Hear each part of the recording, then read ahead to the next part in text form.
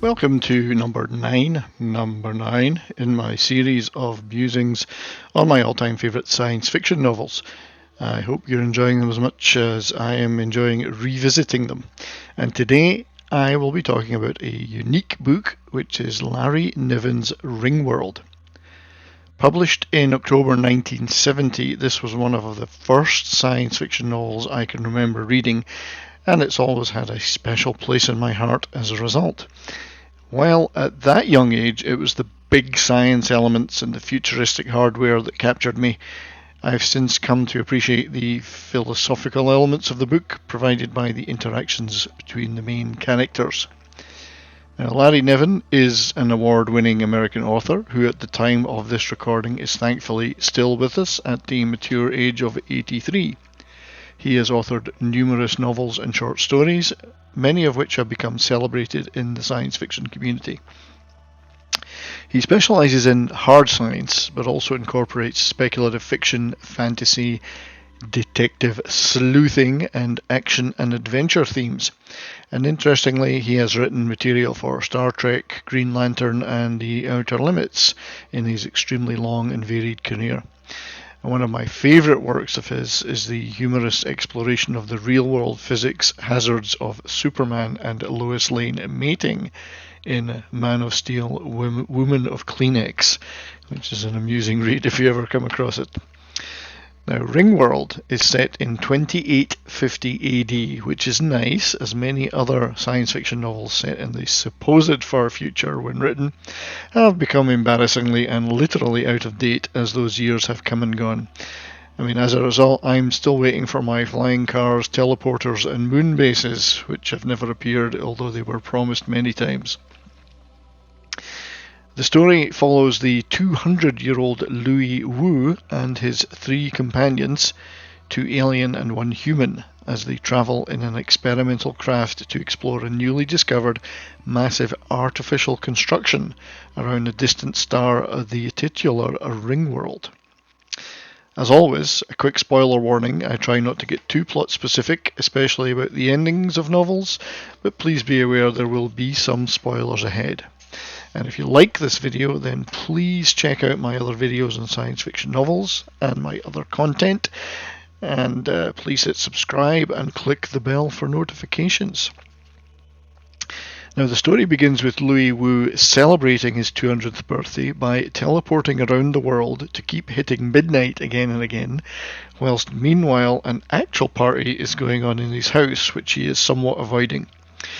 After multiple rejuvenations, Louis is somewhat bored and cynical with life and has seen it all. Now, his young lover Tila has a somewhat different view of life, which he views her with some puzzled amusement through his lens of being way older and more jaded. Now, while doing this teleporting, Louis is intercepted by Nessus, who is a dual-headed member of an advanced alien race known as the Puppeteers. This intrigues him, given that the Puppeteers abandoned their home planet 300 years ago and haven't been seen anywhere in known space since. Now, it turns out that the risk-averse, which is seen as cowardly by other races, Puppeteers, have foreseen the forthcoming death of the galaxy and are busy moving their entire species out of this galaxy to another one. While doing this, they have discovered something that dwarfs even their advanced technology. It's a giant star-circling ring of immense proportions.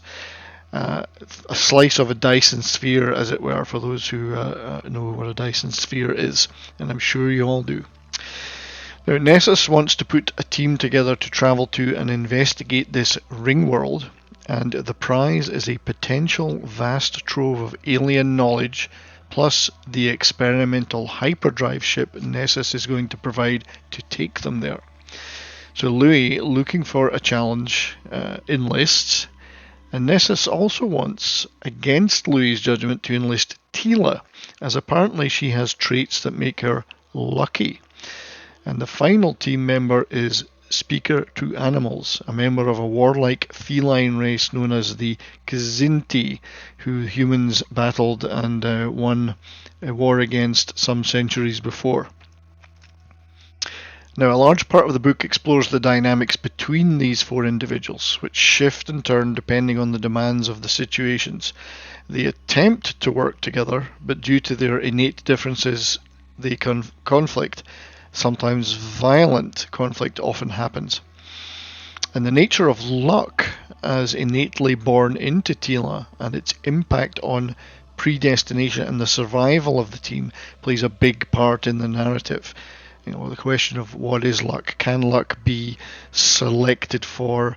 Is luck related to destiny, predestination, influence perhaps of even higher powers and so on? So there's a lot of discussion around that, which I found very interesting.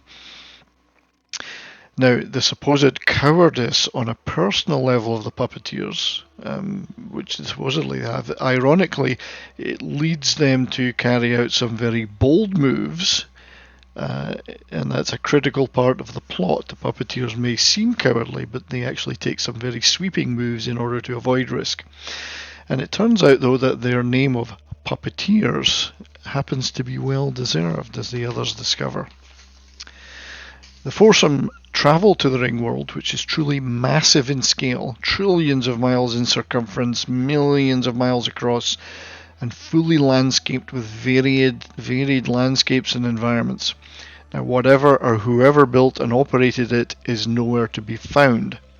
But ancient defense mechanisms do bring their ship down, and they are forced to travel and explore to survive and find the means to repair their ship.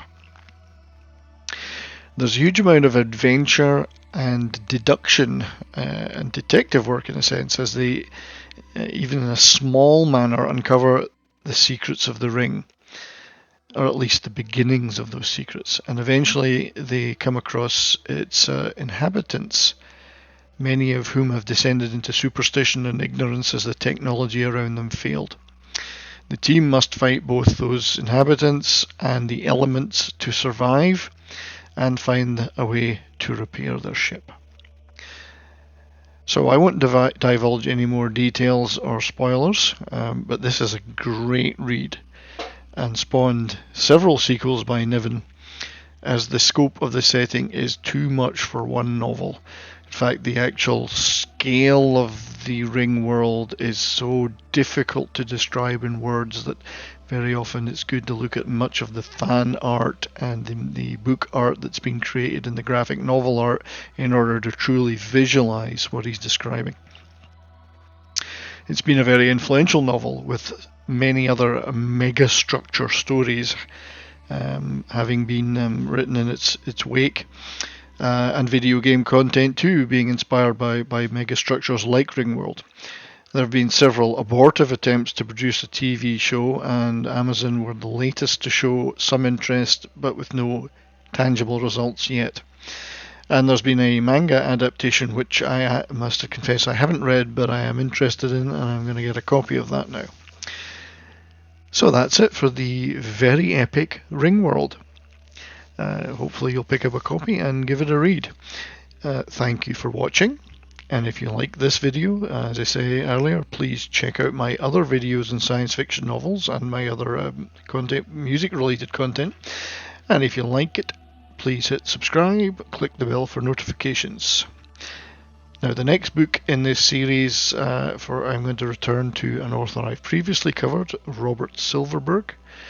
But which one of his novels is yet to be determined, so stay tuned. Till then, I hope you stay well, and don't forget to look to the future.